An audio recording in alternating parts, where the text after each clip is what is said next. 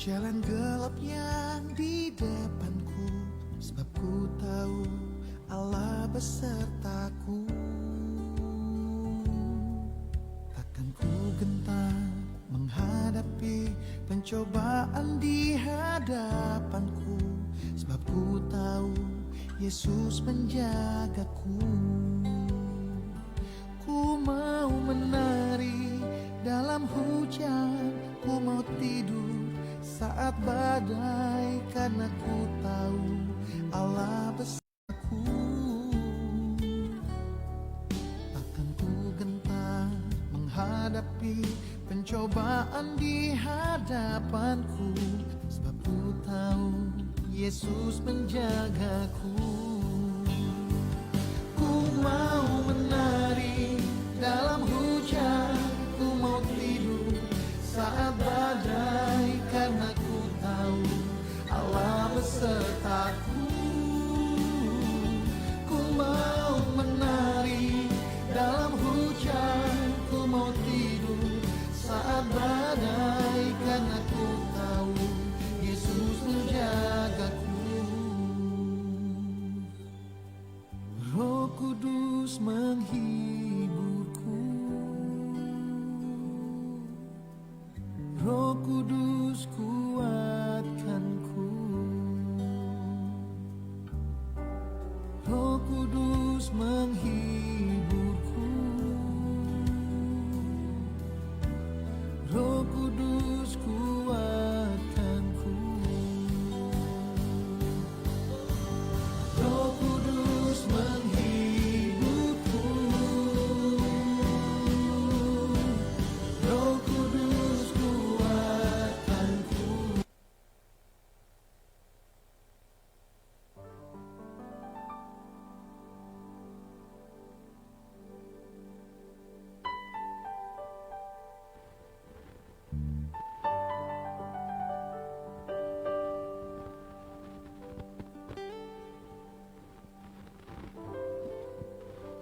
Shalom jemaat Tuhan, apa kabarnya hari ini?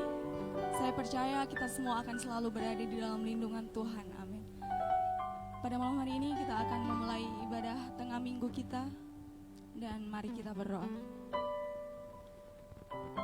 Bapa, kami ucap syukur Yesus. Kami ucap syukur Tuhan atas segala kebaikan-Mu dalam setiap hidup kami Tuhan. Kami percaya Yesus, di tengah-tengah keadaan kami saat ini, kasih-Mu senantiasa nyata dalam setiap hidup kami Bapa. Kebaikan-Mu tidak pernah berhenti dalam kehidupan kami Yesus. Ini kami Bapa, kami mau bersama-sama menyembah-Mu pada malam hari ini Yesus. Kami ingin menikmati Engkau lebih lagi Bapa. Urapi setiap kami Bapa, urapi setiap jemaat-Mu. Hadir dan penuhi kami Yesus. Karena kami percaya Yesus, ada kuasa dalam setiap pujian-pujian kami Yesus. Ada kuasa di dalam setiap penyembahan kami Bapa. Terima kasih Yesus, terima kasih Bapa. Engkau yang mengambil alih ibadah kami ini Yesus. Kudus-Mu yang senantiasa mengalir dalam setiap hidup kami Yesus.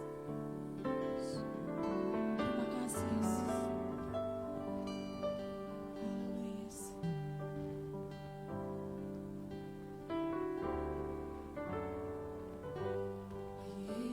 Yesusku, penyelamatku, tiada yang seperti setiap hari ku memuji keajaiban kasih-Mu.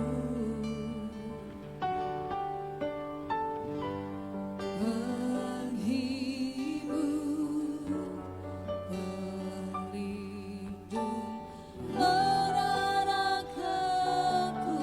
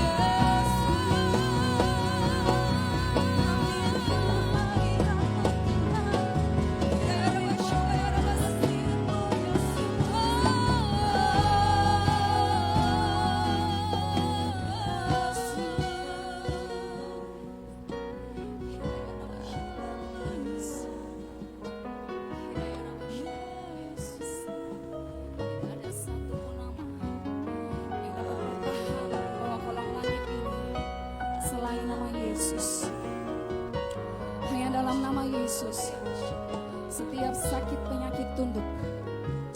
Hanya dalam nama Yesus, setiap yang terbelenggu dilepaskan. Hanya dalam nama Yesus, semua yang mengalami jalan buntu mendapatkan kepastian dari Tuhan. Hanya dalam nama Yesus, semua yang rusak dijadikan baru. Hanya dalam nama Yesus, semua yang berputus asa menerima pengharapan baru. Yes, terima kasih. Namamu begitu indah Tuhan. Nama Yesus begitu manis.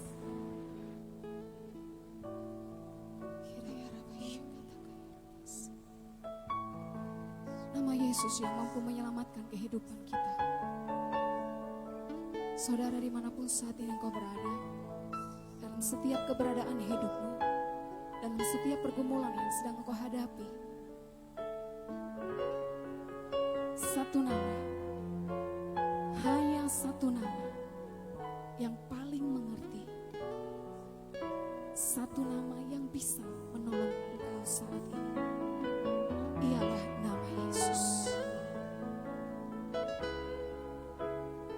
Dia menantikan engkau saat ini untuk mempercayai Dia dalam setiap apa yang sedang kau hadapi.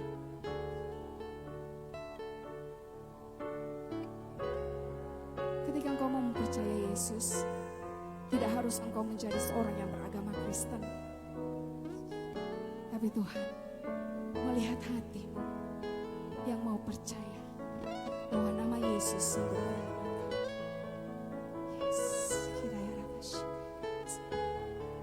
Saat ini mari datang sama Tuhan. Panggil Dia nama Yesus. Panggil Dia Yesus.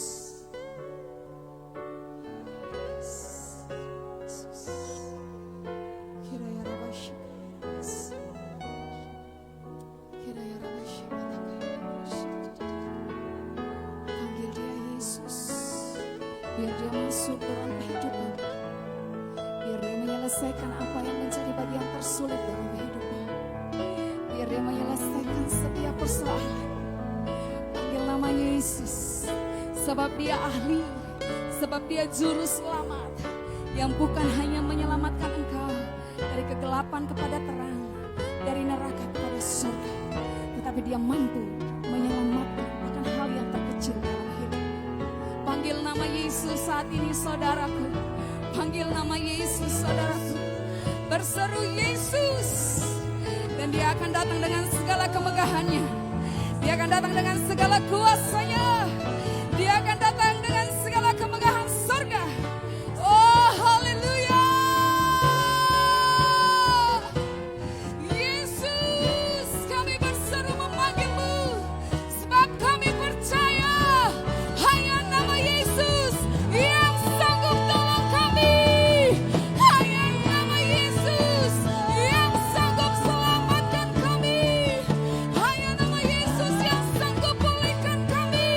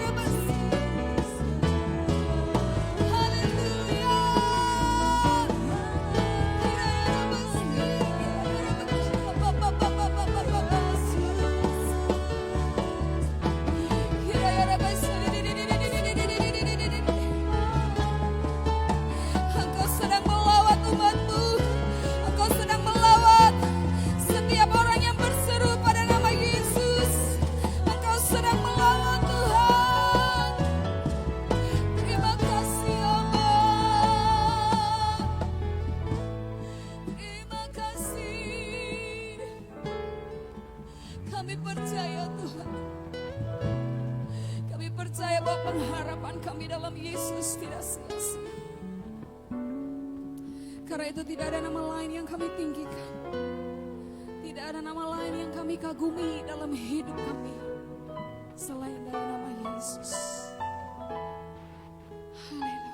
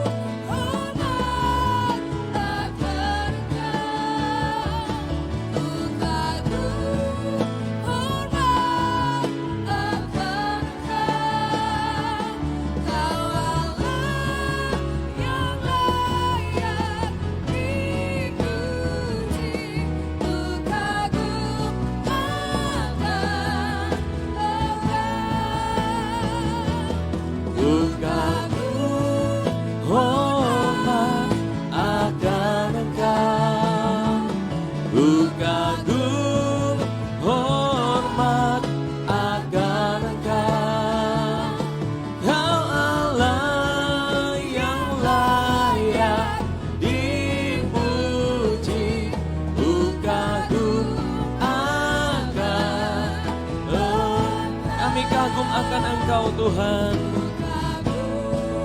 hormat akan Engkau. Ku kagum, hormat akan Engkau. Kau Allah yang layak dipuji. Ku kagum akan Engkau, yang layak dipuji. Ku kagum akan Engkau. Kau Allah yang layak dipuji. Ku kagum akan Engkau. Kami kagum akan Engkau Tuhan. Kau pribadi yang indah, Kau pribadi yang ajaib, Kau Bapa yang kekal, Kaulah Raja damai, Kaulah Tuhan dan Raja kami. Haleluya.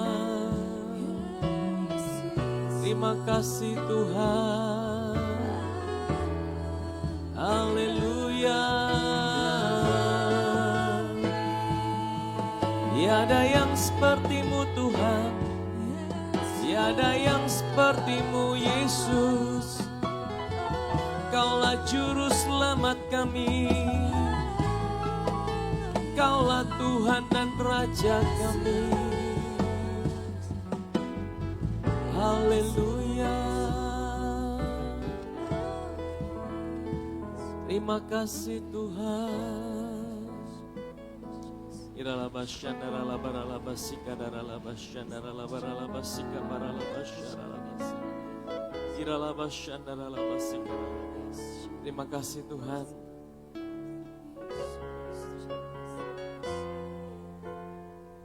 Engkau Bapa yang baik, Engkau Tuhan yang kami kagumi, Engkau Tuhan yang mencintai kami lebih dari segalanya. Engkau Tuhan juru selamat kehidupan kami. Engkaulah jaminan dalam kehidupan kami Tuhan. Engkaulah yang memegang setiap kehidupan kami, karena kami ada di dalam Engkau Tuhan. Terima kasih Tuhan, kami mengucap syukur. Ajarkan kami untuk kami selalu datang dan bersandar padamu Tuhan. Engkaulah perlindungan kami, Engkaulah kota benteng kami. Terima kasih Tuhan. Mengucap syukur buat malam hari ini kami boleh ada bersama-sama. Dan saat ini kami mendengar firman-Mu, berbicara buat setiap kami oleh kebenaran firman Tuhan yang akan kami dengarkan malam hari ini Tuhan. Singkapkan isi hati-Mu menjadi kekuatan, menjadi jawaban, menjadi pertolongan buat setiap kami di saat kami mengalami situasi-situasi yang sulit saat-saat ini Tuhan. Apapun yang sedang kami jalani, ajarkan kami percaya bahwa Engkau Tuhan yang selalu ada buat kami. Terangi mata hati kami Tuhan, kami mau dengar firman-Mu. Di dalam nama Yesus kami sudah berdoa. Amin, amin. Haleluya. Baik, shalom. Selamat malam Bapak Ibu Saudara yang terkasih dalam Tuhan dimanapun saudara berada. Ya, hari ini kita juga live ya, kita masih ibadah online. Dan kita hari ini live di 3 platform ya, melalui Facebook sebagaimana kita biasanya, dan kemudian juga kita melalui YouTube ya, dan juga melalui Instagram.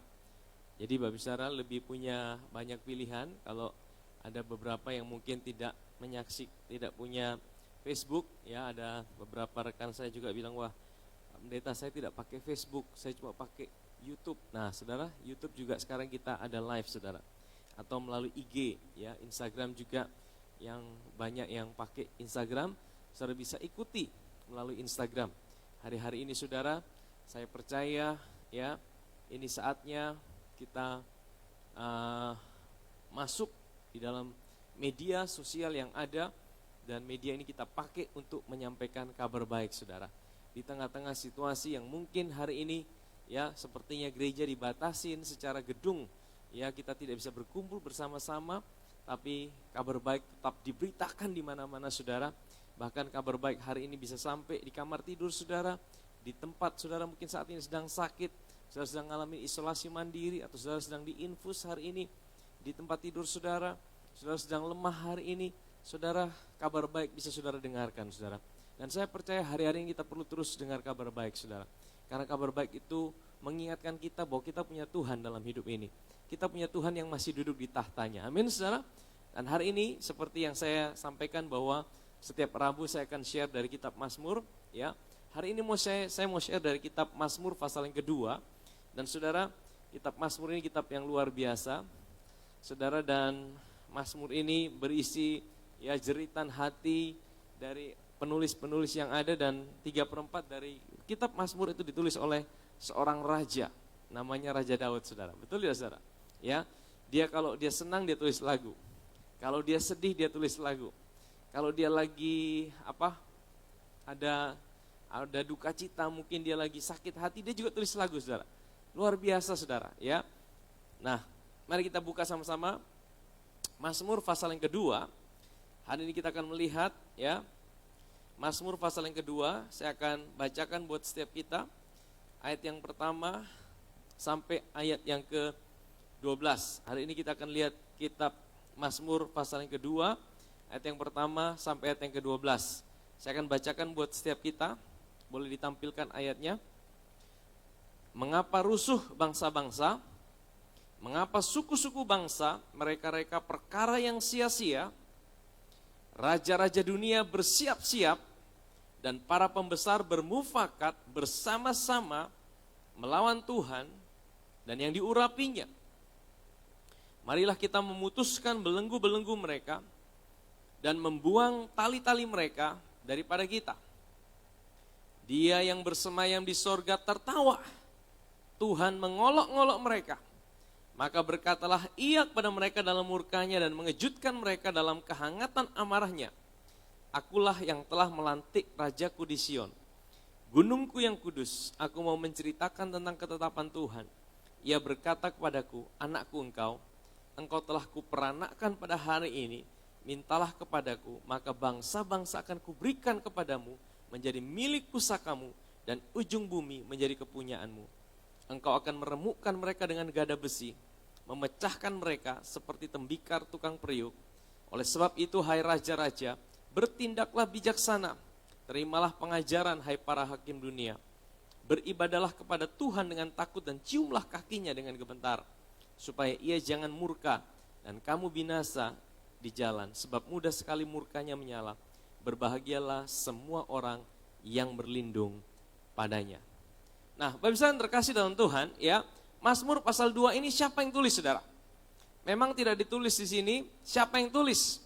Tetapi luar biasanya saudara, makanya saya bilang Alkitab kita ini satu kesatuan. Tidak bisa dipisahkan perjanjian lama dan perjanjian baru. Di dalam perjanjian baru disingkapkan siapa penulis daripada Mazmur pasal yang kedua itu saudara.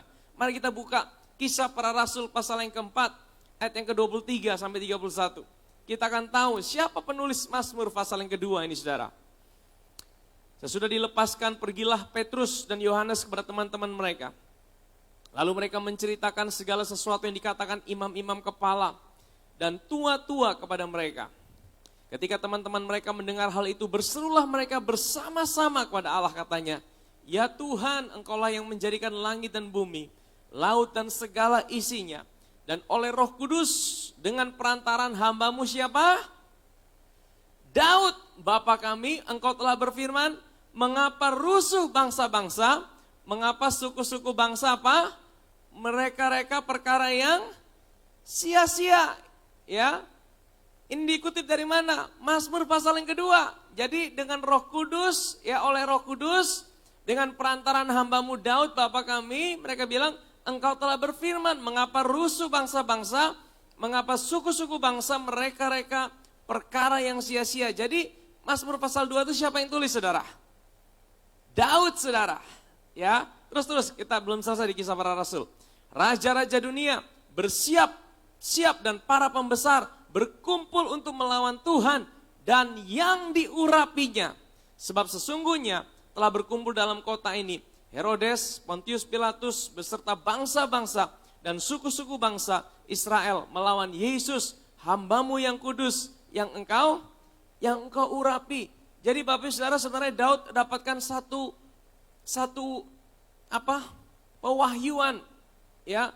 Siapakah bangsa-bangsa? Siapakah suku-suku bangsa? Atau kita teruskan dulu, saudara. Kita baca Kisah Para Rasul. Selesaikan. Untuk melaksanakan segala sesuatu yang telah engkau tentukan dari semula oleh kuasa dan kehendak-Mu. Ayat 29. Dan sekarang ya Tuhan, lihatlah bagaimana mereka mengancam kami. Dan berikanlah kepada hamba-hamba-Mu keberanian untuk memberitakan firman-Mu. Next. Ulurkanlah tangan-Mu untuk menyembuhkan orang dan adakanlah tanda-tanda dan mujizat-mujizat oleh nama Yesus hamba-Mu yang kudus. Ayat 31. Dan ketika mereka sedang berdoa, goyanglah tempat mereka berkumpul itu. Dan mereka semua penuh dengan Roh Kudus. Lalu mereka memberitakan firman Allah dengan berani. Jadi murid-murid itu mengutip Mazmur pasal 2. Dikatakan mengapa rusuh bangsa-bangsa, mengapa suku-suku bangsa mereka-reka perkara yang sia-sia. Raja-raja dunia bersiap dan para pembesar bermufakat bersama-sama melawan Tuhan. Dan yang diurapinya. Saudara, yang diurapi itu siapa saudara? Ya, para pembesar, raja-raja dunia. Jadi saudara, ini sebenarnya ungkapan bahwa, ya saudara, sebenarnya raja-raja, para pembesar, itu hanyalah alat. Ya, di balik semua itu ada kuasa kegelapan yang bekerja untuk melawan Tuhan. Coba kita kembali ke Mazmur tadi saudara ya. Kalau saudara lihat di konteksnya di dalam Kisah Para Rasul, murid-murid sedang ketakutan saudara. Petrus dan Yohanes baru saja dipanggil. Mereka mau dipenjara, mereka mau dianiaya. Dan akhirnya murid-murid berdoa sama Tuhan, mereka kutip ayat itu. Ya. Dan sebenarnya yang menjadi tujuan adalah mereka mau melawan Allah dan melawan Tuhan Yesus Kristus saudara. Coba kita kembali ke Mazmur pasal yang kedua. Ya. Saya ingin bawa kita supaya lebih kita mengerti lagi. Mengapa rusuh bangsa-bangsa? Mengapa suku-suku bangsa mereka-reka perkara yang sia-sia? Raja-raja dunia bersiap-siap dan para pembesar bermufakat bersama-sama melawan Tuhan. Bukan hanya melawan Tuhan, Yahweh dan yang diurapinya. Saudara, ini sebenarnya saya sudah pernah share tentang siapa Yahweh itu. Yahweh adalah Allah yang menjadi manusia. Yang diurapi itu siapa saudara? Yang diurapi itu adalah Mesias. Ini bicara tentang pribadi Yesus sebenarnya. Ya, saudara tahu sejak kejatuhan manusia, bahkan sejak di Taman Eden saudara, itu sebenarnya iblis itu sudah punya kecemburuan sama manusia. Dia mau lawan Tuhan langsung tidak bisa saudara. Betul ya saudara? Iblis tahu dia tidak bisa lawan Tuhan, makanya dia akan menyakiti umat yang dikasihi Tuhan. Dia akan berusaha menyakiti anak-anaknya. Dia akan berusaha menyakiti anak-anaknya. Kalau anak-anak Tuhan disakiti, maka itu akan membuat hati Tuhan sedih, saudara. Makanya sejak kejatuhan manusia, ya iblis selalu tipu manusia. Manusia jatuh. Waktu manusia jatuh, iblis senang, saudara. Manusia jauh dari Tuhan. Iblis selalu berusaha buat manusia itu jauh dari Tuhan. Dan dosa yang paling pertama apa saudara yang dibuat sama iblis? Dosa yang paling pertama yang dibuat manusia oleh tipuan iblis adalah apa? Kamu bisa hidup sendiri tanpa Tuhan. Kamu makanlah itu buah pohon pengetahuan baik dan jahat. Kamu bisa tanpa Tuhan. Dan saudara tahu dosa paling besar itu bukan mencuri, membunuh, berbohong. Dosa yang paling besar adalah ketika kita merasa bahwa kita bisa hidup sendiri tanpa Tuhan. Dan saudara tahu, dan iblis main di situ saudara. Saudara lihat, tipuannya seperti itu. Ya. Kemudian saudara ingat di Kejadian pasal 11, Menara Babel. Ingat kejadian itu? Kenapa manusia sampai mau buat Menara Babel? Mereka bermufakat. Mereka buat, ayo kita sehati. Kita dirikan menara yang tingginya sampai ke langit. Maksudnya apa saudara? Mereka bilang, kami tidak perlu Tuhan kok. Apapun yang kita rencanakan, kita bisa lakukan itu. Akhirnya apa saudara? Tuhan buat bahasa mereka kacau. Karena apa saudara? Karena sebenarnya ketika manusia merasa dia tidak butuh Tuhan, iblis itu senang, saudara. Ya, manusia itu jauh dari Tuhan. Dan inilah, saudara, tipuan demi tipuan yang sedang dibuat, saudara. Dan saudara tahu, dan itu juga yang membuat kenapa murid-murid dibenci sama ahli-ahli Taurat. Kenapa murid-murid sampai mau dianiaya sama ahli-ahli Taurat? Karena mereka mempercayai bahwa mereka hidup, mereka dibenarkan bukan karena perbuatan mereka, tapi oleh karena iman di dalam Yesus Kristus Tuhan. Dan itu membuat agama Yahudi marah besar. Mereka menangkap murid-murid, mereka bilang sesat kalian, tidak bisa. Dan saudara, iblis selalu main di situ. Iblis selalu buat tipuan. Dia buat manusia, dia pakai manusia. Ya, dia tahu dia tidak bisa lawan Tuhan langsung, tapi dia tipu manusia. Nah, Bapak Saudara yang terkasih dalam Tuhan, mari kita teruskan, saudara, di dalam Mazmur pasal yang kedua. Kembali. Mengapa rusuh bangsa-bangsa, mengapa suku-suku bangsa mereka-reka perkara-perkara yang sia-sia. Raja-raja dunia bersiap-siap, para pembesar bermufakat bersama-sama melawan Tuhan. Dan yang diurapinya siapa, saudara? Saudara tahu arti kata Mesias apa? The anointed one, yang diurapi. Ya, yang diurapi, saudara. Dan ini bicara tentang pribadi Yesus. Saudara,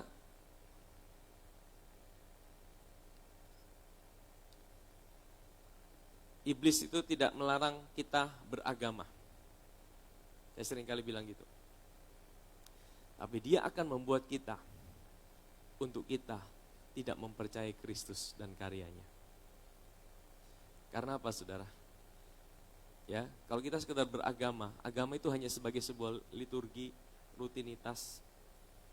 Dan agama itu selalu menekankan kekuatan kita untuk kita bisa datang pada Tuhan. Saudara, makanya Tuhan mau dikenal dirinya sebagai Yahweh. Yahweh itu apa? Allah perjanjian. Yahweh itu apa? Covenant keeping God. Ya, Allah yang menjadi manusia. Saudara tahu, iblis akan putar balik, saudara. Dia akan putar balik sedemikian rupa. Sehingga apa? Manusia merasa bahwa mereka tidak perlu Tuhan. Mereka tidak perlu datang pada Tuhan. Dan kadang-kadang dibuat, kok kayaknya ikut Tuhan ini ribet sekali. Ikut Tuhan ini kok kayaknya banyak aturan sekali. Ikut Tuhan ini kok sepertinya beban itu jadi tambah berat. Saudara perhatikan, di ayat yang ketiga dikatakan apa? Mazmur pasal 2 ayat yang ketiga. Mereka berkata, marilah kita memutuskan belenggu-belenggu mereka dan membuang tali-tali mereka daripada kita. Jadi mereka bilang ini, saudara, ya. Mereka bermufakat, mereka bilang ikut Tuhan itu banyak belenggunya.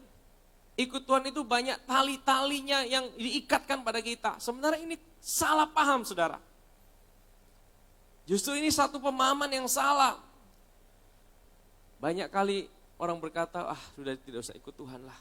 Ikut Tuhan itu sepertinya banyak aturan, banyak hal yang harus dilakukan. Saudara, memang dunia hari ini, saudara, kalau saudara perhatikan, dunia sedang berada dalam sebuah kegelapan, saudara. Dan saya mau bilang bahwa kita sedang ada di akhir zaman. Ya. Dan salah satu tanda akhir zaman bukan corona. Corona itu salah satu tanda yang memang sudah terjadi. Ada gempa bumi, ada gunung meletus, ada banjir di mana-mana, dan salah satunya wabah. Tapi tanda-tanda itu semua sudah terjadi, pernah terjadi, dan itu belakang ini semakin banyak terjadi. Tapi ada satu tanda yang membuat kita tahu bahwa kita sedang ada di akhir daripada akhir zaman. Saya mau bilang gini, akhir zaman itu dimulai dengan kebangkitan Yesus, itu dimulainya akhir zaman, saudara. Tapi pada akhir zaman kita ada di masa itu, saudara. Dan sepanjang masa itu, saudara, iblis itu selalu berusaha untuk menghancurkan Yesus. Ya, bahkan dari sejak penciptaan, sejak manusia itu ditakdirkan bermusuhan dengan iblis di Taman Eden, iblis itu selalu berusaha untuk menghancurkan Yesus, keturunan manusia. Air bah terjadi. Itu ulahnya siapa? Ulah iblis, dia bikin kawin campur. Dia mau berusaha punahkan manusia. Dia Musa, keturunan bayi-bayi dibunuh. Yesus lahir, ya kan? Herodes bunuh bayi-bayi semua. Bahkan Selalu dia ingin membunuh Yesus, bahkan sampai di atas kayu salib dia pikir dia bisa bunuh Yesus. Tapi saya mau bilang gini, Tuhan kita adalah Tuhan yang jauh lebih pintar daripada iblis. Amin saudara. Bahkan sampai dengan hari ini, saudara tahu corona itu bukan dari Tuhan. Ya, saya mau bilang bagi saudara di rumah, kalau saudara punya pemahaman jangan-jangan Tuhan sedang uji saya dengan corona, Tuhan kasih saya corona. Saya mau bilang Tuhan tidak pernah kasih COVID, Tuhan tidak pernah kasih sakit penyakit. Dia mati di atas kayu salib untuk menanggung setiap sakit penyakit kita. Ya, kenapa di perjanjian lama ada sakit penyakit dari Tuhan? Ya, itu kita dalam sebuah perjanjian yang berbeda. Mereka dalam perjanjian hukum Taurat di mana kalau mereka baik Tuhan baik, kalau mereka jahat Tuhan lebih jahat. Tapi kita sekarang tidak ada dalam perjanjian itu. Kita ada dalam perjanjian yang dibuat di atas Gunung Sion. Ya, kita dalam perjanjian kasih karunia di mana Tuhan sudah menanggung semuanya buat kita. Yesus sudah mati buat sakit penyakit kita. Tapi iblis selalu ingin memberikan sebuah gambaran yang buruk yang buat kita mulai meragukan Tuhan dalam hidup ini. Dia pakai situasi yang ada melalui COVID, melalui penderitaan. Dia ingin berikan kita sebuah gambaran. Buat apa ikut Tuhan sungguh-sungguh? Tuhan kayaknya tidak peduli dengan saya. Akhirnya kita mulai jadi suam-suam kuku. Kita mulai kecewa dengan Tuhan. Kita mulai tidak lagi merasakan Tuhan itu sungguh-sungguh baik dalam hidup kita. Saudara, dia akan pakai segala cara untuk membuat kita mulai meragukan Tuhan dan kasih-Nya dalam hidup ini, saudara. Ya. Nah, saya tadi bilang bahwa salah satu tanda bahwa kita ada di akhir daripada akhir zaman ini gini, saudara. Matius 24, kita agak melenceng sedikit, saudara. Salah satu tanda yang mesti kita perhatikan adalah Injil Kerajaan akan diberitakan di seluruh dunia. Dan tanda ini baru terjadi, akan dimulai di era kita, saudara. 100 tahun lalu belum terjadi seperti itu. 100 tahun lalu terjadi flu Spanyol. Puluhan juta orang mati. Wabah, pandemi juga terjadi. Ya, vaksin juga dibuat. Ya. Tapi itu belum akhir. Nah, kita sekarang ada di akhir daripada akhir zaman ini. Tandanya adalah Injil Kerajaan akan diberitakan di seluruh dunia. Dan kita sedang masuk di era itu, saudara. Saudara perhatikan. Tahun depan, tahun ini, beberapa tahun ke depan, dunia ini akan jadi satu. Dalam dunia ini, ya sudah ada bilang dunia dalam genggaman. Nanti sudah bicara di sini, seluruh dunia bisa dengar. Dan Injil akan didengar di seluruh dunia. Kita sedang ada di era itu, saudara. Amin, saudara. Tapi sekali lagi, iblis bisa pakai segala cara, tapi kita punya Tuhan yang jauh ada di depan. Amin, saudara. Kalau saudara hari ini khawatir, saudara ini takut, saudara ini mulai gentar, saudara percaya bahwa kita punya Tuhan yang berdaulat. Dia Tuhan yang berdaulat. Nah, mari kita baca terus, saudara. Mazmur 2 ini luar biasa, saudara. Menunjukkan bagaimana kita punya Tuhan yang dahsyat. Nah, marilah kita memutuskan belenggu-belenggu mereka. Jadi, iblis akan buat, ya pakai dunia ini, raja-raja dunia ini bicara tentang dunia ini dipakai sama iblis untuk menggambarkan bahwa ikut Tuhan itu banyak belenggunya. Ikut Tuhan itu banyak aturannya. Saudara perhatikan, saudara ya. Di Amerika hari ini saya baca, saudara, saya dengar, saya kaget juga, saudara. Mereka tuh udah begitu sampai titik, ya. Kalau saudara perhatikan saat ini, saudara ya, pemerintah saat ini mereka, presiden itu mengangkat menteri itu terang-terangan menterinya itu gay, saudara. Ya, menteri, kalau tidak salah menteri transport itu dia seorang laki-laki, dia bilang saya punya suami, dan mereka berciuman, saudara. Wah, luar biasa. Dan beberapa aturan lagi dibuat, tidak boleh menghina, ya, tidak boleh ya transgender itu masuk ke toilet wanita. Pokoknya semua dibuat sampai akhirnya mereka mulai merasa ikut Tuhan itu kok banyak aturan, ya.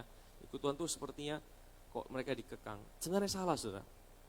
Justru ikut Tuhan itu ada sebuah kemerdekaan yang sejati. Ingat Yesus pernah bilang dalam apa? Matius 11 ayat 28, marilah kepadaku engkau yang letih lesu dan berbeban berat. Aku akan berikan apa? Kelegaan. The true rest. Orang-orang dunia, mereka mungkin dikuasai oleh kegelapan, mereka berkata, ikut Tuhan itu kok terlalu banyak aturan. Wah, kok begini, sepertinya salah, begini salah. Sebenarnya mereka tidak sungguh-sungguh mengalami perjumpaan dengan Kristus. Ketika kita sungguh-sungguh datang pada Tuhan, Tuhan bilang, bebanku ini ringan. Aku tidak kasih engkau belenggu, justru aku membebaskan engkau dari belenggu. Amin, saudara. Kalau saudara datang pada Tuhan, Tuhan itu tidak pernah kasih engkau belenggu. Tuhan itu justru melepaskan setiap belenggu yang dalam hidupmu. Tuhan bilang apa? Aku punya beban, bebanku ini ringan. Saudara ingat seperti dua ekor lembu, satu lembu senior, satu lembu junior. Kita ini lembu junior yang diajar sama lembu senior. Lembu senior itu Tuhan. Kalau kita jalan ikut Tuhan, ikut saja, maka beban kita ini sedang ditanggung sama Tuhan. Lembu senior, lembu junior. Kita lembu junior. Lembu senior itu yang jalan sama kita. Kira-kira bebannya berat di mana? Ya di dia. Bagaimana kita jadi berat ketika ikut Tuhan? Ketika kita berjalan tidak dengan maunya Tuhan, tapi dengan maunya kita sendiri. Kalau kita berjalan dengan maunya kita sendiri, Tuhan mau belok kiri, kita belok kanan, pasti sakit badan kita. Betul tidak, Ustaz? Kalau berjalan berdua, ditaruh beban sama, lembu senior ini akan belok kiri, kita mau belok kanan, pasti badan kita semua sakit. Tidak enak. Tapi kalau kita mengalir saja bersama dia, maka semua beban itu jadi ringan. Maka Tuhan bilang, true rest, istirahat yang sejati, kelegaan yang sejati itu adalah ketika engkau datang padaku. Amin, saudara. Tapi hari ini di dunia diputar balik, saudara. Ya, iblis buat itu dan kita ada di masa itu, saudara. Siap atau tidak, kita ada di era ini, saudara. Ya, makanya kita harus selalu datang sama Tuhan. Hari-hari ini, saudara, kalau kita tidak sungguh-sungguh datang pada Tuhan, kita akan menjadi dingin sama Tuhan. Kita akan mulai jadi suam-suam kuku, saudara. Karena hari-hari ini ada begitu banyak tekanan, ada begitu banyak situasi. Ya ini termasuk permufakatan. Tapi sekali lagi saya mau bilang, kita punya Tuhan yang jauh lebih besar daripada setiap permufakatan itu. Amin, saudara. Asal kita mau tetap mengarahkan pandangan kita. Mari kita baca terus, saudara. Ayat yang keempat, nah ini keren, saudara. Dia yang bersemayam di sorga. Siapa dia? Dialah Tuhan kita. Ya, Yesus duduk di sebelah kanan Bapa di sorga. Dikatakan dia bersemayam di sorga. Apa? Tertawa. Coba kita tertawa. Saya di rumah tertawa. Ya. Tertawa itu gratis, saudara. Kadang-kadang kita ini saking banyaknya masalah kita susah tertawa. Coba saudara lihat samping kiri kananmu dan tertawa, saudara. Ya. Hati yang gembira adalah obat yang manjur. Ya, kalau saudara tertawa, saudara sedang memproduksi imun dalam tubuh saudara. Wah. Ya, kalau saudara tidak bisa ketawa, ketawa saja, saudara. Ya, berusaha ketawa saja. Tapi jangan ketawa terus-terus sepanjang hari, saudara. Nanti dibilang orang gila, saudara. Ya. Tapi saudara, ketika kita tertawa, kita sebenarnya sedang ikut kita punya Tuhan, saudara. Tuhan itu tertawa. Kenapa dia tertawa? Tuhan mengolok-ngolok mereka. Sebenarnya Tuhan bilang, ini kasihan, ya. Tuhan kasihan dengan orang-orang yang tidak mengerti akan apa yang sebenarnya Tuhan rancangkan. Mereka dipakai sama kuasa kegelapan. Mereka dipakai oleh iblis. Untuk apa? Untuk melawan Tuhan. Melawan Tuhan itu bukan bagaimana, saudara? Ya, nanti saya akan jelaskan. Sebenarnya mereka merasa bahwa mereka bisa hidup tanpa Tuhan, saudara. Nah, itu spirit, namanya spirit antikris. Antikrisnya belum muncul, belum kita lihat. Tapi spiritnya itu ada. Dan spirit itu sudah ada sejak 2000 tahun yang lalu. Spirit antikris bukan spirit anti-God. Ya. Mereka bukan anti Allah. Tapi mereka anti Kristus. Anti Kristus itu apa? Mereka tidak mau mengenal Allah yang mau jadi manusia. Karena apa, saudara? Karena Allah yang jadi manusia itu membuat semua kesombongan manusia itu jadi nol. Karena itu yang Tuhan mau sebenarnya. Kalau saudara perhatikan rancangan Tuhan di Taman Eden, manusia itu sebenarnya hidup untuk tergantung dengan Tuhan. Untuk selalu tergantung dengan Tuhan. Tetapi ya, ketika manusia mulai terjebak dalam agama itu selalu mengajarkan aku bisa dengan kekuatanku sendiri.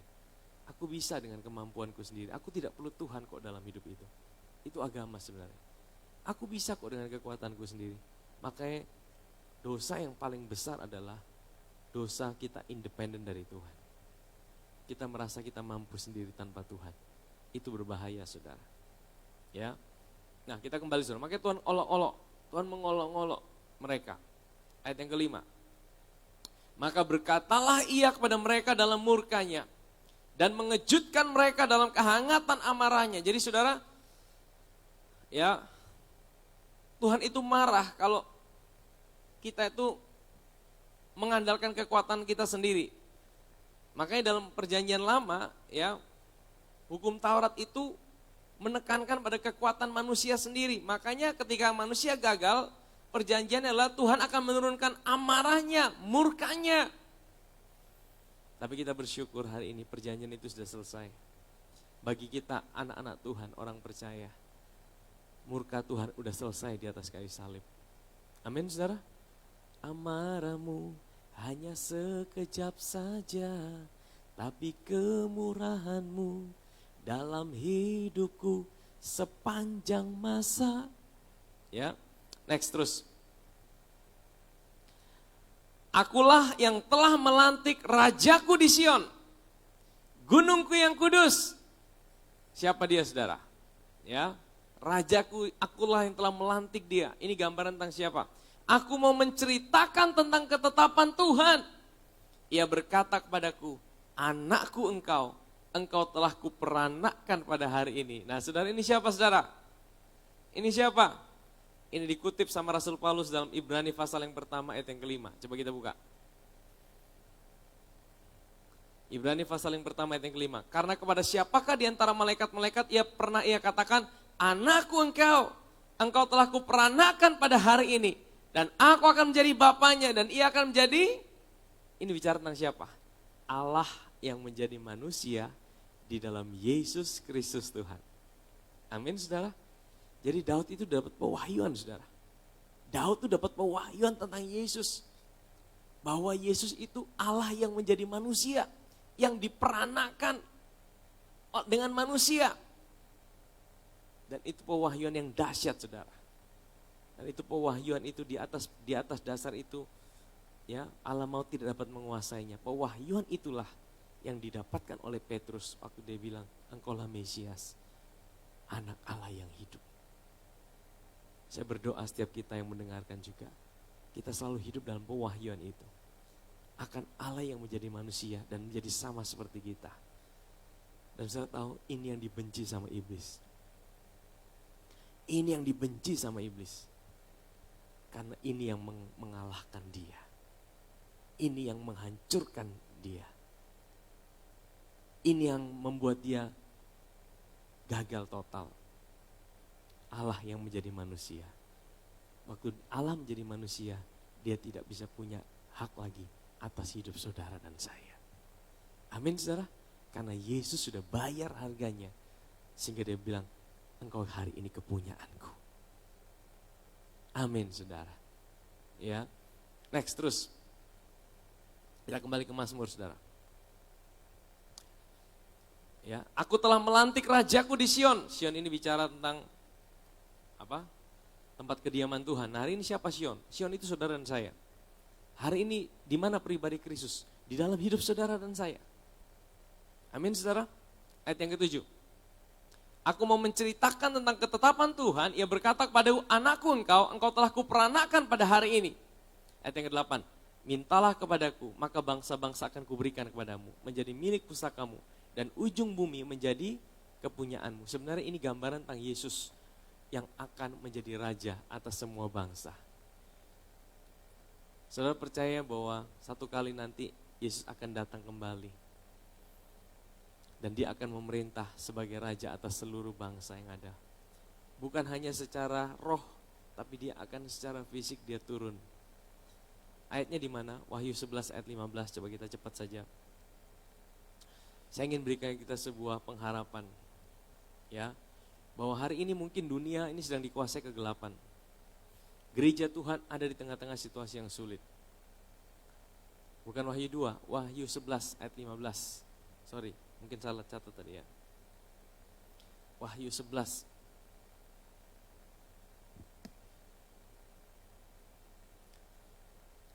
Lalu malaikat yang ketujuh meniup sangkakalanya dan terdengarlah suara yang nyaring di dalam surga, katanya, pemerintahan atas dunia dipegang oleh siapa?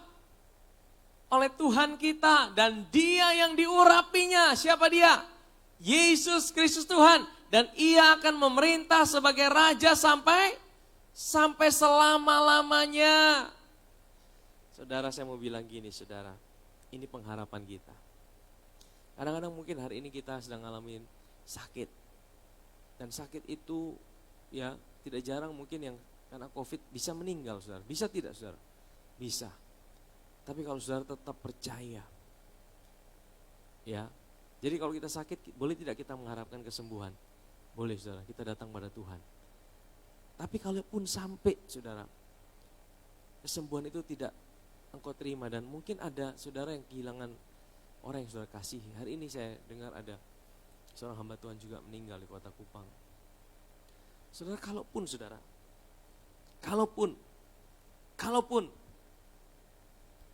engkau sakit, ada saudara-saudara yang sakit dan kemudian meninggal, bukan berarti engkau kalah. Bukan berarti engkau kalah. Kalau saudara ada dalam Kristus, sebenarnya itu juga kemenangan buat hidup saudara. Karena apa? Engkau tutup mata, tubuh saudara meninggal, engkau langsung berjumpa dengan Tuhan. Amin, saudara. Jadi iblis itu selalu mau kasih ketakutan. Dia akan kasih intimidasi. Dia akan kasih kita keraguan-raguan akan kasih Tuhan. Mana Tuhan tidak sayang sama kamu. Keluarga yang ditinggalkan akhirnya bisa merasa down, bisa merasa kecewa. Tapi saya mau bilang gini, apapun juga yang terjadi, rancangan iblis, rancangan kuasa kegelapan tidak pernah bisa menang atas rancangan Tuhan. Kalaupun ada yang kehilangan keluarganya, kalau keluarga saudara atau meninggal dalam Kristus, itu suatu kebahagiaan buat dia yang meninggal. Karena dia langsung berjumpa dengan Tuhan. Dan nanti Tuhan bilang, waktu Tuhan datang, Tuhan akan memerintah sebagai raja untuk selama-lamanya secara fisik. Amin, saudara. Itu kemenangan atau kekalahan? Itu bukan kekalahan. Ya, apapun juga itu, Tuhan sudah berikan kita kemenangan. Yang Dia mau adalah kita tidak khawatir dan takut menjalani hidup ini, tapi kita percaya bahwa kita punya Tuhan yang setia. Next, terus. Ayat yang ke-8. Ayat yang ke-8. Ya, terus tadi sudah ini. Ayat yang ke-9. Engkau akan meremukkan mereka dengan gada besi, memecahkan mereka dengan tembikar tukang periuk. Ya, ini Tuhan kita, saudara. Oleh sebab itu, hai raja-raja, bertindaklah bijaksana, terimalah pengajaran, hai para hakim dunia. Beribadahlah kepada Tuhan dengan takut dan ciumlah kakinya dengan gemetar. Nah, sebelum masuk ayat 11, saudara, saya mau masuk ayat 10. Waktu saya renungkan, Tuhan, apakah raja-raja ini hanya bicara tentang orang-orang atau pemerintah-pemerintah atau raja-raja yang ada di dunia? Memang ini bicara tentang raja-raja di dunia, ya. Bahwa satu kali nanti Tuhan akan datang kembali dan mereka harus tunduk pada raja di atas segala raja. Sehebat-hebatnya pemerintahan yang ada di dunia, negara-negara yang superpower, kerajaan-kerajaan yang luar biasa, satu kali nanti mereka akan berlutut dan mengakui bahwa Yesus adalah raja di atas segala raja. Amin, saudara. Tapi saya renungkan ini, saudara, seperti Tuhan bilang ini, raja-raja itu juga bicara apa yang ada dalam hidupmu. Kadang-kadang engkau mau jadi raja. Raja ini gini, saudara, kadang-kadang dalam hatimu engkau seperti mau berkata, kayaknya aku bisa sendiri, aku bisa tanpa Tuhan kok, aku bisa lakukan ini dengan kekuatanku sendiri. Itu sebenarnya engkau seperti mau jadi raja-raja. Saudara, apakah dalam hidup kita ada raja-raja? Tidak boleh ada raja-raja, hanya ada boleh satu raja. Yaitu siapa, saudara? Yesus Kristus Tuhan. Ketika ada raja-raja, itu sebenarnya memicu kita untuk berkata, Tuhan, aku tidak perlu Engkau kok, Tuhan. Aku bisa dengan kekuatanku sendiri. Makanya dikatakan terimalah pengajaran. Ya, tunduklah kepada raja di atas segala raja. Jujur kadang-kadang dalam hidup ini kita merasa, Tuhan aku bisa kok dengan kekuatanku sendiri, aku tidak perlu Tuhan.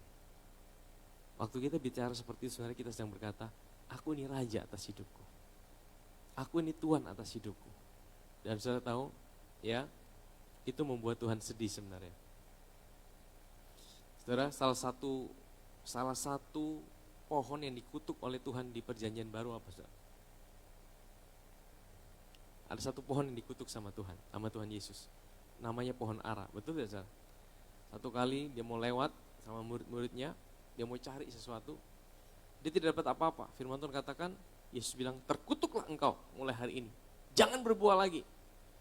Dan akhirnya apa, saudara? Besok waktu kembali dengan murid-muridnya, murid-murid kaget, guru, ini pohon ini sudah habis sampai ke akar-akarnya. Dan kemudian Yesus berkata apa? Yesus ajar tentang iman di situ, saudara. Yesus bilang apa, saudara? Kalau engkau mau punya iman, iya kan? Yesus ajar tentang iman di situ. Nah, saudara tahu pohon ara itu bicara tentang apa, saudara? Pohon ara itu bicara kekuatan diri sendiri. Ingat di Taman Eden, daun pohon apa yang dipakai sama manusia pertama kali untuk menutupi ketelanjangan mereka? Daun apa? Daun pohon ara.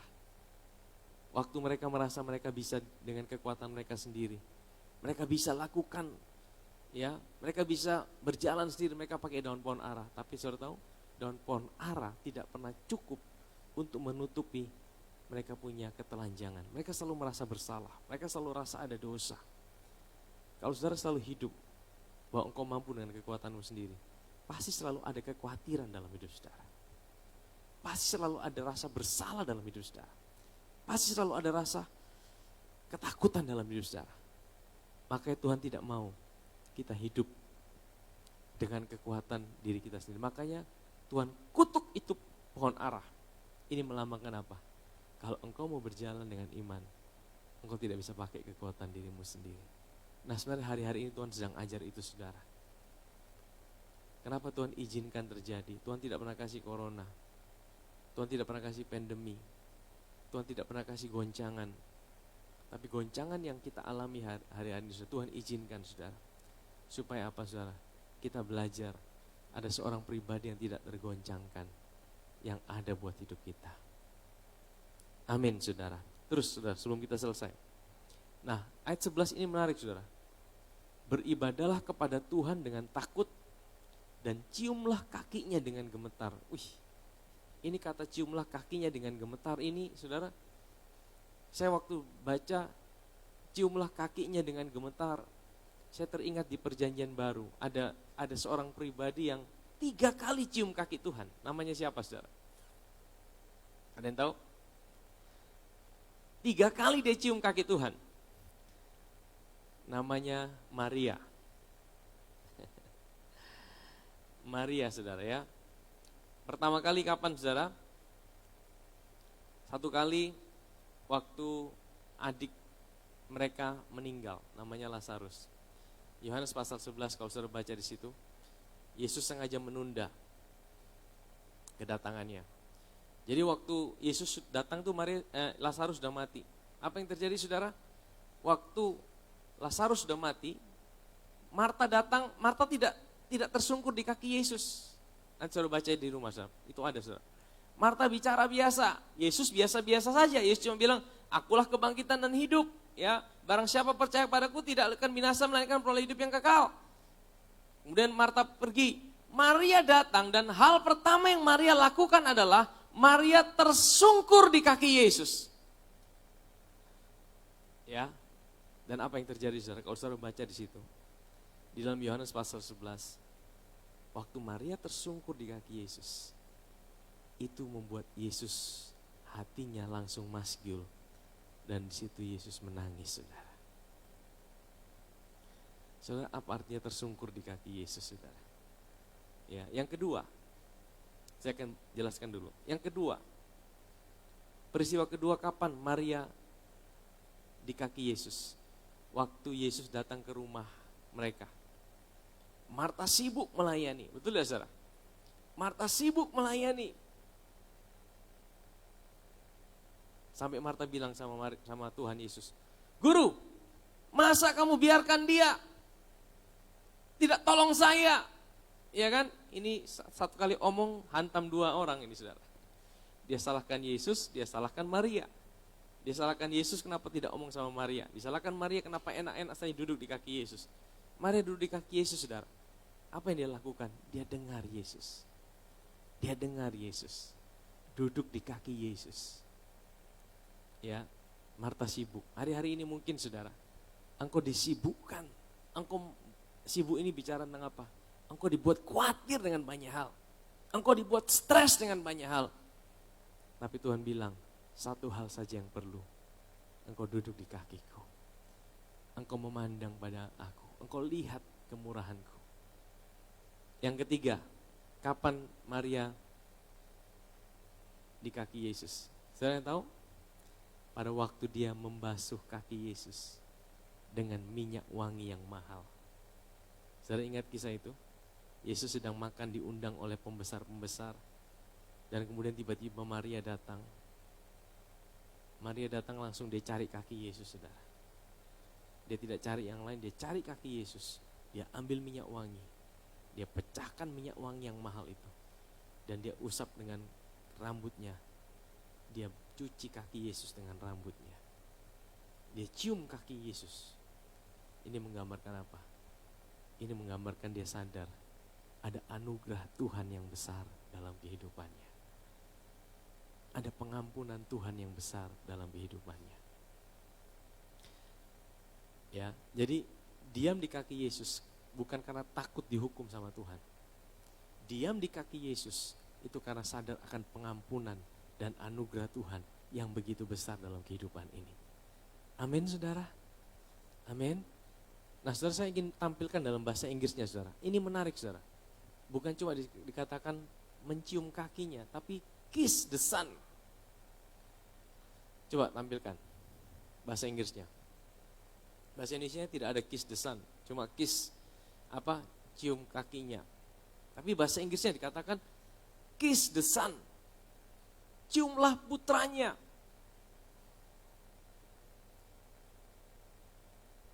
Coba tampilkan ayat 12 tapi dalam bahasa Inggrisnya. Saya bacakan ya. Saya suka belajar juga dalam bahasa Inggris karena apa? Kadang-kadang ada dalam bahasa Inggris yang tidak ada dalam bahasa Indonesia. Dikatakan gini, kiss the son, lest he be angry and you perish in the way. Ya, kiss the son. Kiss the son itu apa, saudara? Cium putranya. Kalau tidak, dia bisa marah. Dan kalau dia marah, maka engkau bisa binasa. And when his wrath is kindled but a little. Maksudnya apa, saudara? Oh, saya renungkan ini apa, Tuhan? Kenapa artinya kiss the son? Tuhan seperti bicara gini, yang bisa buat engkau datang padaku karena engkau datang pada Yesus. Engkau mencium Yesus, itu bicara sebuah keintiman dengan Yesus. Yang bisa membuat kita hari ini diterima oleh Bapa bukan karena kita baik, tapi karena sang anak itu yang ada dalam kehidupan kita. Amin, saudara.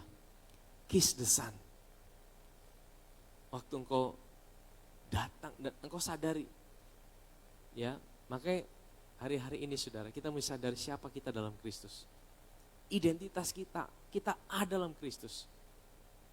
Kalau kita ada dalam Kristus, kita sadar itu, kita aman, saudara. Ya, nah, murka Tuhan hari ini tidak lagi buat kita. Ya, tidak ada lagi buat kita anak-anaknya, saudara. Saya tutup dengan satu ayat ini, saudara. Di dalam Ibrani pasal 12, ayat yang ke-25 sampai ayat yang terakhir, saudara. Ini ayat penutup buat kita malam hari ini. Ibrani pasal 12, ayat yang ke-25. Dikatakan begini, jagalah supaya kamu jangan menolak Dia yang berfirman, sebab jikalau mereka yang menolak Dia yang menyampaikan firman Allah di bumi tidak luput, apalagi kita jika kita berpaling dari Dia yang berbicara dari sorga. Ayat 26. Waktu itu, ada Ibrani 12 ayatnya. Waktu itu suaranya menggoncangkan bumi, Tapi sekarang ia memberikan janji, satu kali lagi aku akan menggoncangkan bukan hanya bumi saja, melainkan langit juga. Ungkapan satu kali lagi menunjuk pada perubahan, pada apa yang dapat digoncangkan. Karena ia dijadikan supaya tinggal tetap apa yang tidak tergoncangkan. Ayat 28. Jadi karena kita menerima kerajaan yang tidak tergoncangkan. Siapa itu? Kristus. Christ in you, the hope of glory. Kristus dalam hidup saudara, itu adalah kerajaan yang tidak tergoncangkan. Amin saudara, sebelumnya kita tahu, saudara di rumah juga, bahwa engkau menerima kerajaan yang tidak tergoncangkan dalam hidup saudara. Dunia boleh tergoncang, keadaan boleh tergoncang, situasi boleh tergoncang, tapi dalam diri saudara ada kerajaan yang tidak tergoncangkan. Ya, karena kita punya kerajaan yang tidak tergoncangkan, marilah kita mengucap syukur dan beribadah kepada Allah menurut cara yang berkenan kepadanya dengan hormat dan takut. Sebab Allah kita adalah api yang, nah kalau kita baca gini saja, ini kayaknya mengerikan saudara. Tapi kita baca dalam bahasa Inggrisnya saudara. Saya ingin tunjukkan kita bahasa Inggrisnya saudara. Ya, dikatakan begini, ayat 28. Therefore, oleh karena itu, since we are receiving a kingdom which cannot be shaken, let us have grace. Apa itu saudara? Let us have grace. Marilah kita menerima kasih karunia-Nya. Grace itu apa? Kasih karunia-Nya. Let us have grace. Saudara, di tengah-tengah goncangan yang ada, sebenarnya Tuhan ingin menyatakan bahwa kita tidak bisa hidup andalkan kekuatan kita sendiri. Let us have grace. Marilah kita menerima anugerah-Nya.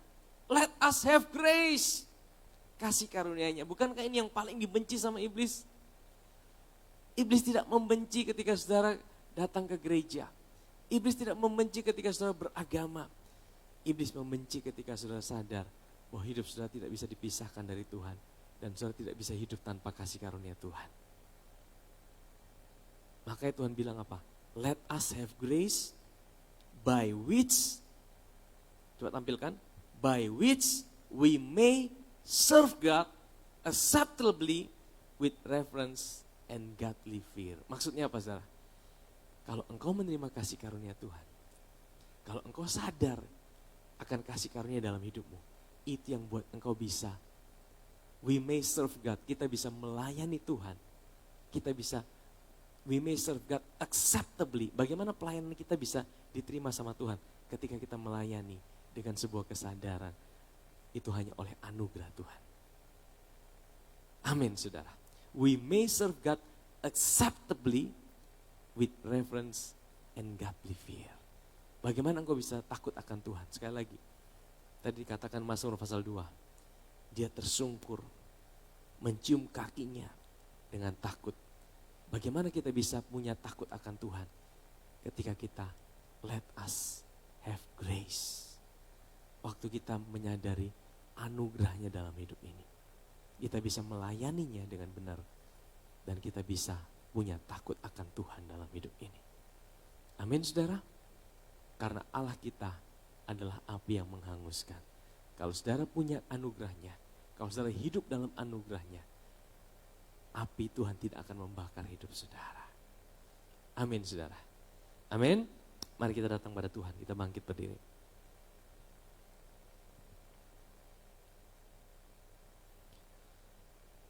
Haleluya.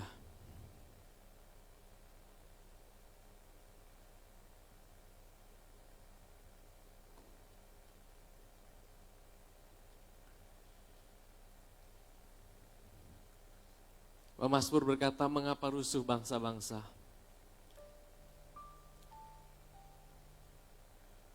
Ini bicara tentang situasi kita hari ini. Apa yang terjadi di bangsa-bangsa hari ini seperti sedang terjadi kerusuhan. Sedang terjadi sebuah kegelapan, sebuah situasi yang sulit. Tapi firman Tuhan berkata apa? Tuhan duduk di tahtanya. Situasi yang sulit ini tidak membuat Tuhan kaget. Karena dia berkata apa? Kenapa dia duduk di tahtanya? Firman Tuhan berkata, kenapa hari ini Yesus duduk di tahtanya? Ya dia Allah, memang dia Allah. Tapi dia juga manusia. Hari ini kita punya seorang wakil yang ada di sorga. Kenapa dia duduk di tahtanya? Apakah dia sungguh-sungguh duduk di tahtanya?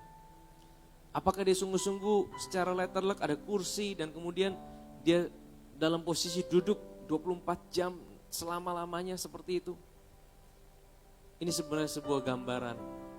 Kenapa dia duduk? Dia duduk karena pekerjaan yang sudah selesai. Kenapa Tuhan duduk di tahtanya, di atas tahta? Dan dia mengolok-ngolok. Sebenarnya siapa yang dia olok? Dikatakan dia olok bangsa-bangsa, raja-raja yang berusaha melawan dia. Siapa di balik raja-raja yang berusaha melawan dia? Itu kuasa kegelapan, itu iblis, itu antichrist. Tapi Tuhan mengolok-ngolok mereka. Kenapa Tuhan mengolok-ngolok? Karena Tuhan bilang, aku sudah mengalahkan kamu di atas kayu salib. Tidak ada yang bisa merebut mereka dari tanganku. Tidak ada yang bisa merebut anak-anakku dari tanganku. Aku sudah bayar mereka dengan harga yang mahal. Aku sudah tebus mereka, mereka kepunyaanku. Iblis selalu berusaha buat manusia untuk hidup dengan kekuatannya sendiri. Dia akan buat manusia merasa mampu. Saudara tahu tanda-tanda orang hidup dengan kekuatannya sendiri apa? Ketika dia tidak mampu, maka dia akan menjadi takut dan khawatir. Ketika dia menghadapi suatu masalah yang lebih besar daripada kekuatannya, dia akan merasa cemas dan dia terintimidasi, dia stres. Dan saudara Tuhan tidak mau kita seperti itu, saudara. Tuhan mau kita rest di dalam Dia. Artinya kita tahu bahwa Tuhan, apapun yang sedang aku alami hari ini, apapun juga Tuhan, aku percaya bahwa aku punya Tuhan yang duduk di tahta. Kenapa Tuhan duduk di tahta?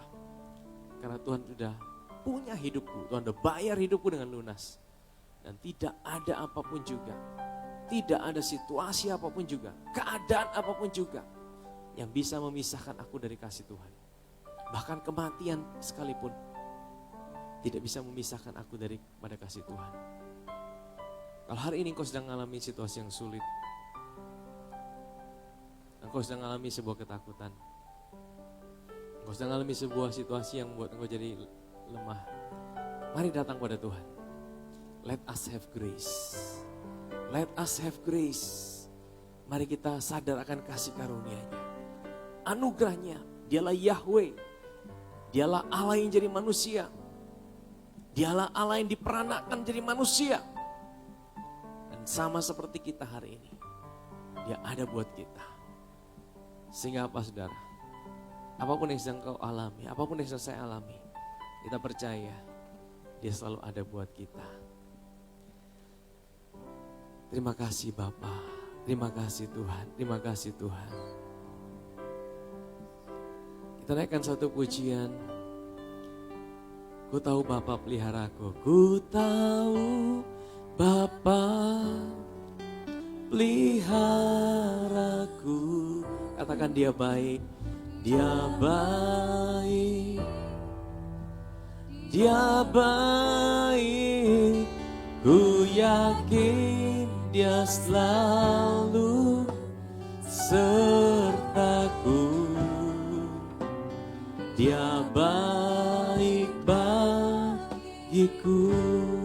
Ku tahu Bapa peliharaku, ku tahu Bapa peliharaku.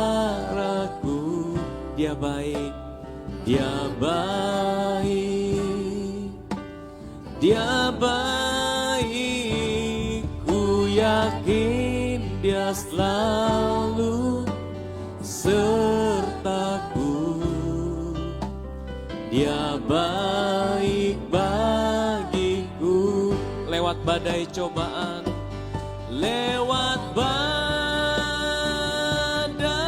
cobaan, semuanya mendatangkan kebaikan.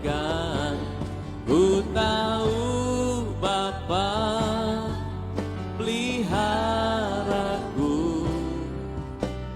Dia baik bagiku. Mari setiap kita datang pada Tuhan. Apapun keadaan saudara, apapun masalah saudara, setiap orang yang datang pada Tuhan, dia pasti akan mengalami Tuhan dalam hidupnya. Setiap orang yang datang pada Tuhan, dia pasti diubahkan oleh Tuhan. Ada banyak orang sakit di zaman Yesus. Memang tidak semua orang sakit disembuhkan. Tapi setiap orang sakit yang datang pada Yesus dan berjumpa Yesus secara pribadi, dia pasti disembuhkan. Kalau hari ini kau punya pergumulan, kalau hari ini kau punya persoalan dalam hidupmu yang mungkin kau berkata, Tuhan, aku tidak sanggup dengan kekuatanku sendiri. Itu tandanya, itu suatu hal yang bagus. Ketika engkau tidak sanggup dengan kekuatanmu sendiri, itu artinya engkau butuh Tuhan dalam hidupmu. Bahkan sebenarnya kita tidak mampu apa-apa dalam hidup ini. Tuhan ingin kita sadar, kalau kita bisa lakukan apa-apa, itu karena anugerah Tuhan dalam hidup ini. Mari datang pada Dia. Mari datang pada Dia saat ini. Saya akan berdoa buat saudara. Apapun keadaan saudara, mungkin kau sedang sakit terbaring hari ini. Mungkin kau sedang lemah hari ini. Mungkin kau sedang mengalami pergumulan dalam pekerjaan, rumah tangga. Apapun juga yang sedang kau alami, datang pada Yesus. Datang pada Yesus. Allah yang jadi manusia. Dan juru selamat hidup saudara dan saya. Dialah jawaban buat hidup kita. Kalau saudara mau didoakan, taruh tangan saudara di atas saat ini. Taruh tangan saudara di atas saat ini. Bapak, aku berdoa dalam nama Yesus. Engkau melihat setiap anak-anak-Mu Tuhan saat ini.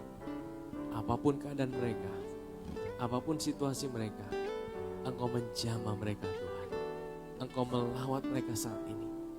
Yang sakit Tuhan, saat ini Bapa, oleh bilur-bilur-Mu, Engkau sudah menyembuhkan mereka. Aku berdoa saat ini, ada damai sejahtera Tuhan yang turun atas hidupmu saat ini. Ada kekuatan Tuhan yang mengalir saat ini. Di dalam nama Yesus. Dalam nama Yesus.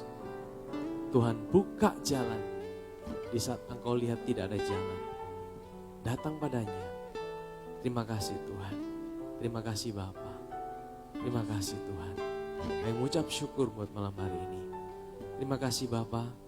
Engkau sungguh baik, Engkau sangat baik. Engkau melawat setiap umat-Mu dimanapun mereka berada. Haleluya, haleluya.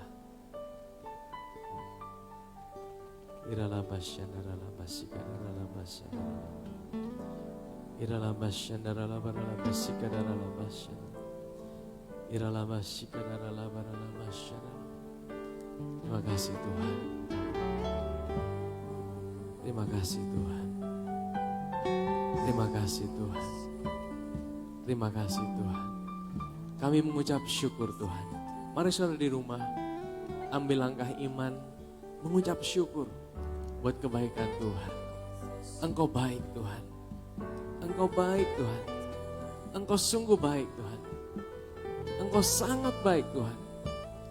Engkau baik dalam hidup kami Tuhan. Waktu engkau mengucap syukur, engkau mempercayai Tuhan berdaulat atas situasimu. Engkau mempercayai Tuhan berdaulat atas masa depanmu.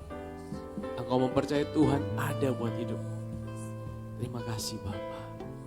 Terima kasih Tuhan. Kami terima dengan iman. Kami merasakan hadirat-Mu malam hari ini. Menjamah setiap umat-Mu Tuhan. Terima kasih Bapa. Terima kasih buat hadirat Tuhan malam hari ini. Setiap pujian penyembahan, setiap doa yang kami naikkan, kami percaya Tuhan sempurnakan itu. Tuhan yang hadir di setiap rumah, di setiap keadaan, di setiap situasi anak-anak-Mu Tuhan. Kami punya Tuhan yang setia. Terima kasih Bapa. Kami mau mengakhiri ibadah kami malam hari ini. Dan malam hari ini kami bisa beristirahat dengan tenang karena kami punya Tuhan yang selalu ada buat kami. Terima kasih Tuhan, kami ucap syukur. Berdoa setiap anak-anak-Mu juga yang memberi untuk pekerjaan Tuhan di tempat ini Tuhan. Engkau sudah memberkati mereka. Memberkati setiap anak-anak-Mu dalam setiap usaha mereka. Apa yang mereka kerjakan Tuhanlah keberhasilan mereka. Masa depan mereka dalam tangan Tuhan. Rumah tangga, kerjaan, masa depan, studi mereka dalam tangan-Mu Tuhan. Terima kasih Bapa yang mengucap syukur, dan sebentar kami akan mengakhiri ibadah kami. Kami akan menerima berkat Tuhan. Mari jemaat Tuhan buka hatimu dimanapun kau berada. Tuhan memberkati hidupmu. Engkau adalah biji mata Tuhan. Engkau adalah anak kesayangan Tuhan. Dia tidak pernah tinggalkan kau. Di dalam segala situasi yang sedang kau hadapi. Dia Tuhan yang setia. Yang memberkati engkau dengan segala kebaikannya, dengan segala kasihnya. Dia menyembuhkan sakit penyakitmu. Dia ada bersama engkau di setiap situasi. Damai sejahtera Allah yang melampaui segala akal, memelihara hati dan pikiran dalam Kristus. Kasih karunia Tuhan yang berlimpah-limpah nyata dalam kehidupanmu. Di dalam nama Yesus, setiap kita yang percaya dan berkati Tuhan, sama-sama katakan amin. Tuhan berkati kita. Sampai jumpa kembali di online berikutnya.